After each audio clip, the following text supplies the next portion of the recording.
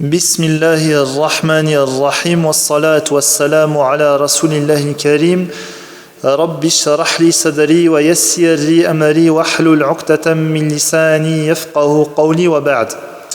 Donc toujours dans un essai de traduction du livre At-Tasheel li Ulum at-Tanzil, les sciences de la révélation simplifiée de Mohammed ibn Ahmed ibn Juzay, expliqué par les lumières de Cheikh Saïd Hafizahullah.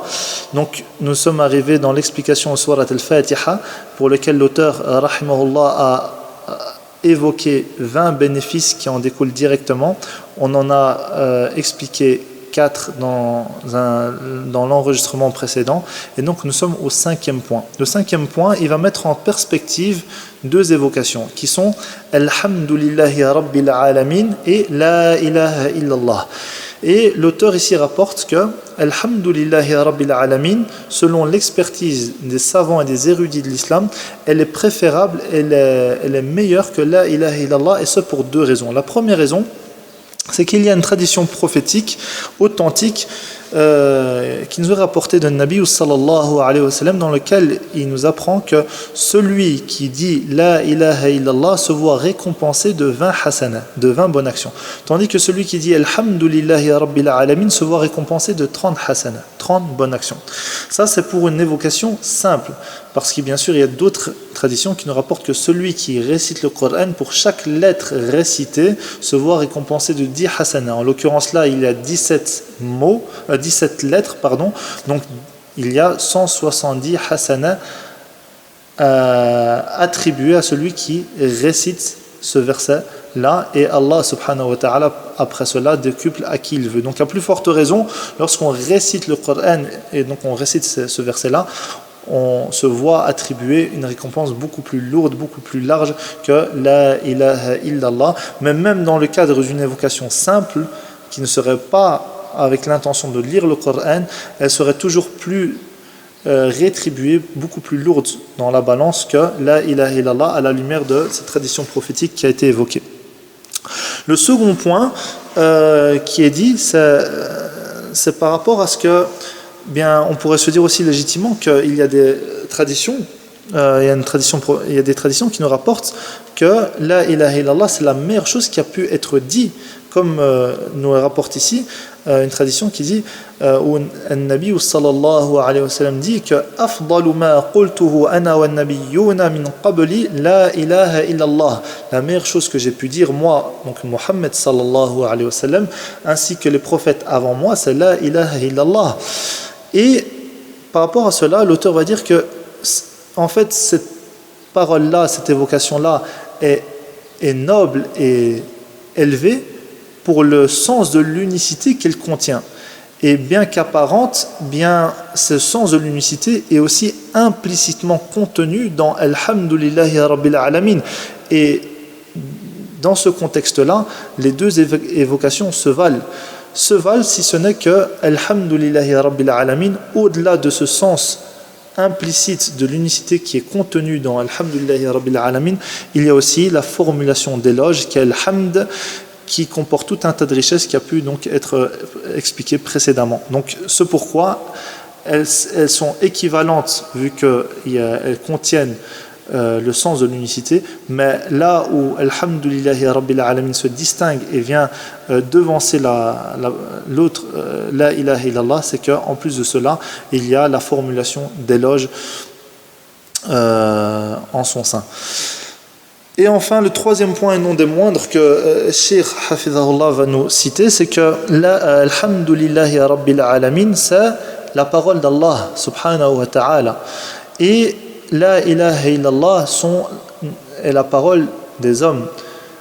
Quand bien même des meilleurs hommes, qui sont les prophètes, il n'en restera pas moins que ce sont des hommes, et que la parole des hommes restera toujours en deçà de la parole d'Allah subhanahu wa ta'ala, qui sera toujours plus noble et donc plus apprécié auprès de lui subhanahu wa ta'ala. Et enfin, pour clôturer ce point là, il est dit que bien que implicitement le sens de l'unicité est comprise dans Alhamdulillahi Rabbil Alamin, il vient citer un point ici qui est juste pour titre de précision et d'indication que bien évidemment celui qui cherchera à se convertir à l'islam se doit de prononcer et d'attester l'attestation de foi qui est bien ashhadu an la ilaha illallah wahdahu la sharika la wa ashhadu anna muhammadan abduhu wa rasuluh, et qu'il ne peut pas se contenter de dire pour rentrer du monde en islam alhamdulillahi rabbil alamin. Donc ça c'est un point essentiel qui est stipulé dans le livre, parce que forcément le sens de l'unicité est beaucoup plus apparent et beaucoup plus fort et n'est pas implicite contrairement à l'autre. Et donc ici j'invite toute personne croyante, croyant au message de l'islam, croyant à Mohammed sallallahu alayhi wa sallam, qui verrait naître en lui les baumes de la foi, la lumière de la guidance, à prononcer cette noble parole, et pour laquelle il n'y a nul besoin d'imam, ni d'institut islamique, ni de mosquée. Elle peut se prononcer à tout moment, à tout endroit, sans la moindre difficulté, et elle suffit pour rentrer en islam, et suffira, incha'Allah ta'ala, si Dieu le veut, à rentrer au paradis. Le sixième point évoqué, c'est par rapport à l'étymologie du mot Rabbu. Donc ici, il vient dire que Rabbun serait autant de fa'ilun, donc c'est-à-dire que ce serait Rabibun. Rabibun, donc ce serait c'est initialement le mot. Et en fait, vu que c'est relativement laborieux à prononcer et assez lourd sur la langue, les Arabes fusionnent les deux bas donc pour former Rabbun. Et donc pour se focaliser plus sur le sens, ici donc dans Alhamdulillahi Rabbil Alamin, donc Ar-Rabb, on pourrait l'interpréter de différentes manières. On pourrait dire que ça voudrait dire El-Ilah. Donc El-Ilah, conformément à ce que j'ai pu trouver dans les dictionnaires, notamment Al-Kafi, Mu'jam Al-Kafi, ça voudrait dire la divinité, le Dieu. Aussi, ça pourrait dire Es-Sayyid, le maître, ou bien encore El-Malik, celui qui possède, ou bien encore El-Muslih, le réformateur, le conciliateur. Donc, le mot Rabbun pourrait comprendre l'ensemble de ces sens-là, mais l'avis le plus probant serait le premier sens, à savoir El-Ilah, puisque c'est une caractéristique qui est propre à Allah subhanahu wa ta'ala, tandis que les autres pourraient également être caractérisés par monsieur tout le monde. Donc c'est pour ça qu'elle est à retenir. Donc c'est la divinité, le Dieu, celui à qui on voue un culte unique, une dévotion, une adoration. Et le mot Al-Alamin donc serait à comprendre de l'ensemble des univers, mais bien plus, c'est l'ensemble de ce qu'ils contiennent, toute chose, tout être vivant, toute entité. Allah subhanahu wa ta'ala en a la divinité, le Seigneur, le Dieu, le Maître, le souverain de tout cela. Le septième point qui est évoqué par l'auteur, c'est par rapport au mot El-Malik, Malik Afwan. Malik Yawmiddin. Donc ici, il vient nous rapporter que c'est la lecture qui est... Donc il y a 5 lectures sur 7 qui nous rapportent Malik Yawmiddin. Et les 2 autres lectures, donc, qui sont rapportées par Asim wal-Kasa'i. C'est-à-dire qu'il y a une majorité de lectures dans laquelle on prononce Maliki Yawmiddin, donc sans la prolongation après le mim, qui n'est pas Maliki Yawmiddin. Et l'auteur va nous faire comprendre que Maliki Yawmiddin est préférable à Maliki Yawmiddin, et ce pour 3 raisons. On va revenir après pour est préférable. Donc Cheikh Hafizahullah va s'arrêter sur ce mot-là et va nous faire comprendre qu'est-ce que ça veut dire préférable à. Mais donc pourquoi Maliki Yawmiddin est préférable à Maliki Yawmiddin? Tout simplement, la première raison, c'est que Maliki Yawmiddin, Maliki Yawmiddin, c'est celui qui possède, quelque chose. Quand on possède quelque chose, on n'en détient pas forcément la propriété. Donc, posséder, tout le monde peut posséder quelque chose. Tandis que Malik, c'est ici, c'est le roi des rois. C'est le détenteur de toutes choses. Donc, et cela ne peut être que caractérisé, il n'y a que Allah subhanahu wa ta'ala qui peut être qualifié comme tel. Donc, à cet égard-là, Maliki Yawmiddin est donc préférable et meilleur à Maliki Yawmiddin. Enfin, le deuxième point, à la lumière d'un verset coranique qui est Walahul mulku yawma yunfakhu fis sur, Walahul mulku, et c'est lui qui a le royaume des cieux et de la terre le jour où l'on soufflera dans la trompe. Et ici, El-Mulk est à différencier en langue arabe de El-Milk. El-Mulk, ça rentre en harmonie totale avec El-Malik, donc qui est le roi des rois. Parce que El-Milk, ce serait plus pour El-Malik. Donc ici, le fait que dans le Coran, on peut à chaque fois apprécier le mot El-Mulk, on comprend que Allah subhanahu wa ta'ala, on parle du roi des rois, donc à savoir El-Malik. Enfin, le troisième point, la troisième raison pour laquelle El-Malik est préférable à El-Malik, c'est tout simplement si on choisit le mot El-Malik, bien il y a nécessité ici à inclure un avant-propos entre Malik et Yawmiddin. Un avant-propos qui pourrait se faire comprendre par de diverses manières, telles que celui qui possède l'arrivée du jugement dernier ou encore celui qui possède le déroulement du jugement dernier.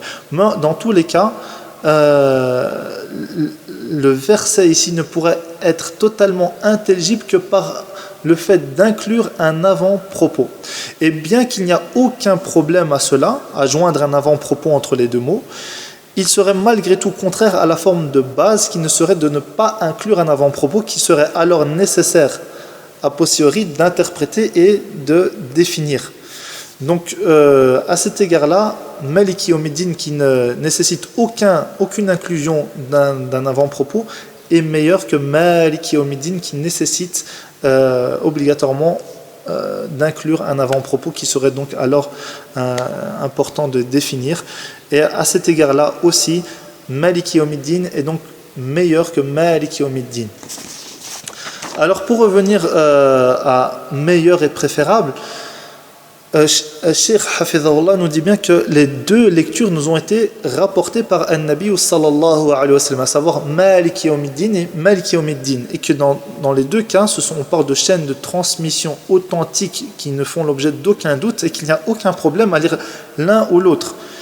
Mais qu'à la lumière de ce que nous avons évoqué et que l'auteur rahimahullah a pu écrire, bien Maliki Yawmiddin revêt un sens plus fort et donc plus large et donc à privilégier.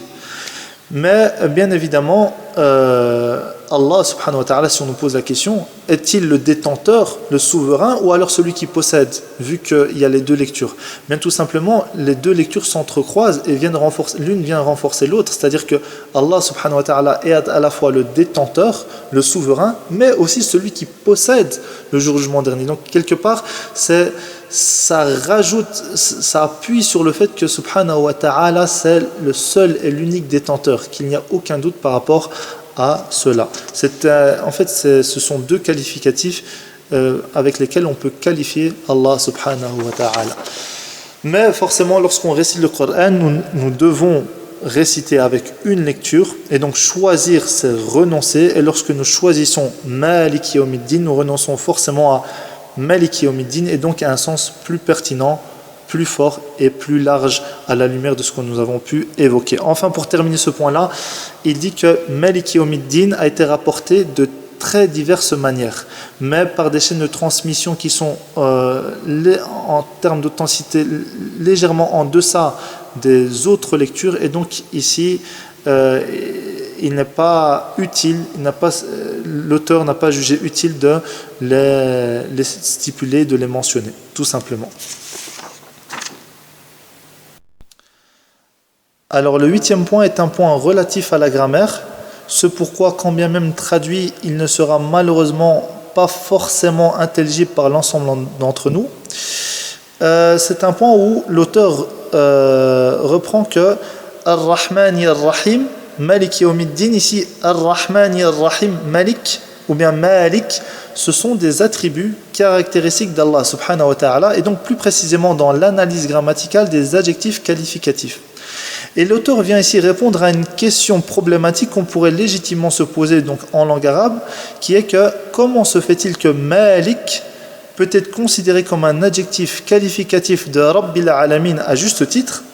Or, Malik est une annexion, donc Malik Yawmiddin ici, c'est une annexion grammaticale qui est non directe, qui n'est pas véritable.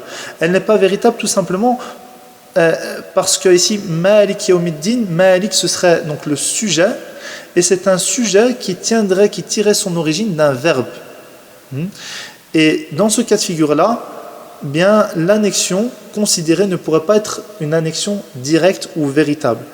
Et à ce titre-là, l'annexion non véritable ne peut occuper une position d'adjectif qualificatif pour un nom déterminé, donc ici plus haut, Rabbil Alamin, grammaticalement parlant. Et l'auteur vient donc répondre à cela en précisant un détail linguistique qui est le suivant. C'est-à-dire que l'annexion n'est pas véritable lorsque le sens de celui-ci est restreint au moment présent ou au futur. Mais en l'occurrence ici, ce n'est pas le cas, puisque Malik Yawmiddin, il est possesseur, le détenteur du jugement dernier. Bien, sa possession est intemporelle, sa détention est ultime, constante et totalement définitive. Elle n'est pas restreinte à une période ou à une époque donnée. Ce qui fait que cette précision change toutes les choses et qui fait que ici, on est face à une annexion véritable, directe. Et ce qui fait que Malik ou bien Maliki Yawmiddin ici est véritablement un adjectif qualificatif de Allah subhanahu wa ta'ala, donc de Rabbil Alamin, et qu'il n'y a aucun problème par rapport à cela. Le 9e point est Yawmiddin. Donc ici qui veut dire Yawmul Qiyamah, qui est le jour de la grande levée, le jour de la résurrection. Et on peut l'interpréter, le comprendre, encore une fois, de différentes manières. Donc, on pourrait le comprendre par donc, le sens de Ad-Din al-Hisab, donc le jour des comptes, ou bien encore Al-Jaza, donc le jour de la rétribution, ou bien Al-Qahr, donc le jour de l'accablement. Donc, tout ça, ce sont des sens qu'on peut directement tirer de Yawmiddin.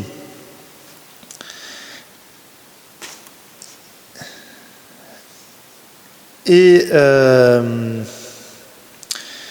ici, Cheikh Hafizahullah, il tend plus vers le sens que Ad-Din signifierait donc Al-Jaza, donc le jour de la rétribution, étant donné qu'il y a tout un tas de choses qui peut nous amener à cela, étant donné que parmi les noms et attributs d'Allah subhanahu wa ta'ala, il y a Ad-Dayyan, qui signifie donc celui qui rétribue les serviteurs.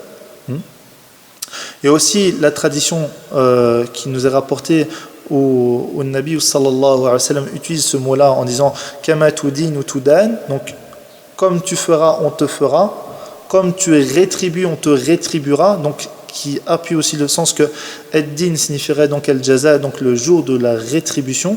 Et enfin, tout simplement, on dit aussi Ad-Dayn, donc la dette que l'on se doit d'acquitter envers le ou les créanciers. Donc, encore une fois, il y a ce sens de rétribution et donc qui appuie le fait que Ad-Din ici signifierait Al-Jaza.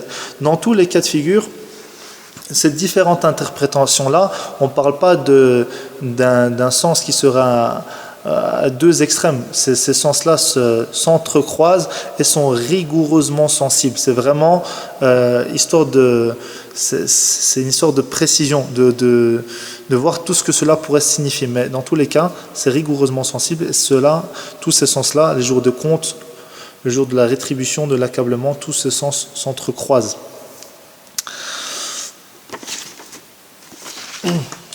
Le 10e point, c'est sur Iyaka. Iyaka qui a ici le COD. Le COD c'est quoi? C'est comme, par exemple je dis, je mange une pomme. Je mange quoi? Une pomme. Une pomme est donc le COD, qui est le complément d'objet direct du verbe. Ici, il serait plus approprié de dire le complément direct du verbe, donc c'est-à-dire que qu'il est le complément direct du verbe, qui généralement vient se situer après le verbe en langue arabe. Or ici, il le devance puisque le verbe c'est na'bud. Iyyaka na'budu wa iyyaka nasta'in. Et lorsque ce phénomène survient en langue arabe, bien il implicite un sens particulier et assez fort qui est le hasr. Le hasr qui pourrait se faire comprendre ici par la totale restriction du verbe sur le COD. C'est-à-dire que le verbe ne peut comporter aucun autre COD si ce n'est celui énoncé précédemment. Autrement dit, c'est toi et toi seul, Allah subhanahu wa ta'ala, que nous adorons. Louons le culte, nul et personne d'autre que toi. Vous voyez, en français, je me dois de dire toutes ces choses-là, toi et toi seul, nul et personne d'autre, pour faire comprendre à l'auditeur. Eh bien, je me dois de dire plusieurs phrases. En langue arabe, il me suffit d'inverser, de faire devancer le COD au verbe pour implicitement faire comprendre cela à l'auditeur. Au même titre que le Cheikh Hafizahullah, il nous donne un exemple pour clarifier tout cela. Il nous dit quelle est la différence entre akramtu Zaydan ou Zaydan akramtu. Bien c'est simple, akramtu Zaydan, eh bien ça voudrait dire que j'ai honoré Zayd, qui est donc un nom commun.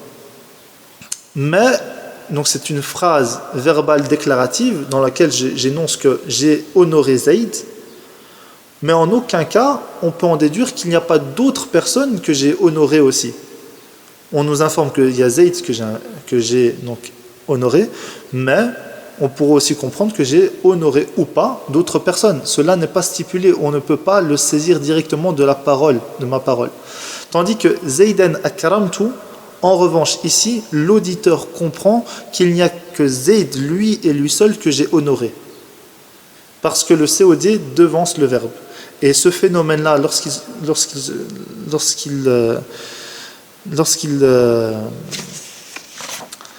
lorsqu'il survient, eh bien, il implique qu'il a une restriction directe et totale du verbe par rapport à ce COD-là.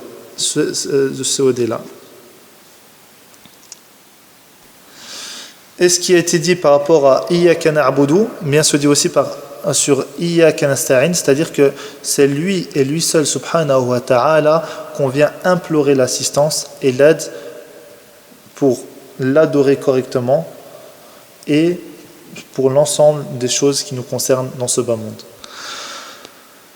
Le 12e point ici, c'est par rapport au mot ihdina. Donc dans ihdina sirat al-mustaqim, donc qui veut dire ihdina, guide-nous. Et l'auteur vient ici répondre à une question qu'on pourrait encore une fois légitimement poser. Pourquoi demande-t-on la guidance à Allah subhanahu wa ta'ala, or nous sommes déjà en train de prier? Donc quelque part nous bénéficions déjà de cette guidance. Et on pourrait comprendre cela de deux manières. La première, ce serait que c'est une demande de raffermissement. Autrement dit, nous demandons à Allah subhanahu wa ta'ala qu'il nous raffermisse davantage, encore et toujours, sur cette guidance, et ce jusqu'à la mort. Et la deuxième manière de comprendre cela, ce serait que on demande à Allah de nous guider davantage vers le droit chemin, puisque la piété et la vertu comportent différents degrés et différents niveaux, et qu'il est toujours possible d'aller plus haut et plus loin. Et Iyyaka na'budu wa iyyaka nasta'in, ce verset à lui et à lui seul comporte autant de sens qui nous permettrait de répondre à deux sectes égarées de l'islam, qui est Al-Qadariyya ou Al-Jabariyya. Deux sectes qui, pour l'une, Al-Qadariyya qui est une secte qui réfute l'idée de la prédestination en appuyant le fait que l'homme serait le créateur de sa propre destinée sans aucune implication divine, etc., et qui serait vraiment le créateur de ses propres actions. Et à l'inverse, Al-Jabariyya qui prétendrait que l'homme est complètement contrôlé sans la moindre liberté, le moindre libre arbitre, sans la moindre initiative, sans la capacité aucune de prendre ses propres choix. Et la vérité est entre ces deux extrêmes de ces deux pôles-là. Tout simplement comme Cheikh Hafizahullah nous le rapporte, si tu souhaites faire du bien, bien Allah subhanahu wa ta'ala te facilitera et te guidera vers cela. Et en revanche, si tu souhaites faire le mal, quand bien même il n'est pas agréé par Allah subhanahu wa ta'ala, bien si tu le fais, c'est parce que tu bénéficies directement de ce libre arbitre que Allah seul et lui seul t'a octroyé, de cette force, de cette capacité physique, des fois financière que seul Allah t'a octroyé, et de tout un tas de bienfaits qu'il t'a octroyé, et tu les utilises à tort. Et s'il aurait voulu, il aurait pu te détrôner de tout ça et t'ôter tous ces bienfaits-là, et tu aurais ne pu rien faire. Et donc voilà, il y a tout un tas. Donc si tu bénéficies de ce libre arbitre-là, c'est pour tout un tas de sagesse qu'il serait temps de méditer. Enfin, le 13e point ici, l'auteur vient dire que donc, les louanges et les éloges ont devancé l'invocation. Et telle est la bienséance à respecter lorsque nous implorons Allah subhanahu wa ta'ala, et qui est une sunna de Nabi sallallahu alayhi wa sallam. D'ailleurs, c'est ce que Cheikh Hafizahullah va aussi mentionner en disant que c'est une bienséance qui est communément admise et pratiquée partout dans le monde. Et notamment les poètes, lorsqu'ils s'adressèrent à leur roi, à leur souverain dans leur contrée, bien généralement avant de leur souscrire une requête ou de leur formuler une quelconque demande, bien à chaque fois ils leur faisaient tout un tas d'éloges, de glorifications, ils les mettaient en avant, leur faisaient entendre tout un tas de mots qu'ils aimaient pour ensuite demander quelque chose. Et ce faisant, il y avait plus de chances que le roi répondait favorablement à leur requête, étant donné qu'il y avait tout un tas d'éloges qui précédaient cela. Donc ce pourquoi nous devons veiller à cette bienséance-là, puisque lorsque nous faisons des éloges avant de demander à Allah subhanahu wa ta'ala quoi que ce soit, bien il y a plus de probabilité que cette demande soit exaucée, tout simplement. Aussi, on voit que Ar-Rahman et Ar-Rahim a devancé Maliki Yawmiddin. Donc, parce que tout simplement sa clémence précède sa colère. Alors sa colère, pourquoi ? Parce que Maliki Yawmiddin, donc on a dit que c'était le détenteur, le souverain du jour de la rétribution. Qui dit rétribution dit forcément récompense, mais aussi dit châtiment, donc qui découle d'une colère, et à juste titre.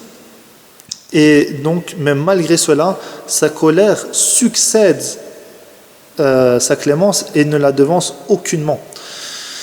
Et dans ce même ordre d'idée-là, Iyyaka na'budu précède Iyyaka nasta'in. Non, Iyyaka na'budu wa Iyyaka nasta'in. Donc, Iyyaka na'budu précède Iyyaka nasta'in. Et tout ça pour mettre en avant que l'outil ou le moyen devance la demande. C'est-à-dire que c'est lorsque nous adorons Allah subhanahu wa ta'ala que nous serons donc légitimes de demander assistance à Allah subhanahu wa ta'ala. Et c'est dans son adoration, lui et lui seul subhanahu wa ta'ala, que nous trouverons donc réponse à tous nos besoins et apaisement à tous nos maux. Et enfin, le 14e point et le dernier, c'est que Allah subhanahu wa ta'ala a été évoqué au début de la sourate à la 3e personne du singulier. C'est-à-dire le pronom qui est généralement utilisé en langue française pour le tiers, l'entité absente au discours prononcé. Très naturellement, ici, Allah n'est pas absent au discours. Mais lorsqu'on dit Alhamdulillahi Rabbil Alamin, la louange est à Allah subhanahu wa ta'ala, le souverain, le Dieu de l'univers et de ce qu'il contient, des univers et de ce qu'ils contiennent. Donc on voit très clairement ici que lorsqu'on dit la louange est à Allah, que ici je ne suis pas en train de parler avec lui subhanahu wa ta'ala, mais je parle de lui et non pas avec lui. En revanche, dans le mot Iyyaka na'budu wa Iyyaka nasta'in, ici Iyyaka, le propos lui est directement adressé. Il en est son destinataire, il en est son interlocuteur. C'est toi Allah que j'adore, toi et toi seul. Et c'est toi et toi seul que j'implore l'assistance. Donc ici, le pronom qui est utilisé, c'est le pronom qu'on utilise lorsqu'on interpelle une personne, lorsqu'on parle avec lui, lorsqu'on est en relation directe avec lui. Et donc ce changement soudain de pronom au sein d'un même passage se fait appeler en langue arabe al-iltifat, qui ici nous fait comprendre implicitement que lorsqu'on évoque Allah subhanahu wa ta'ala, on se rapproche instantanément de lui, ceci nous faisant basculer d'une évocation qu'on pourrait qualifier d'éloignée à une relation directe avec lui, une relation où je m'entretiens et je parle directement avec lui.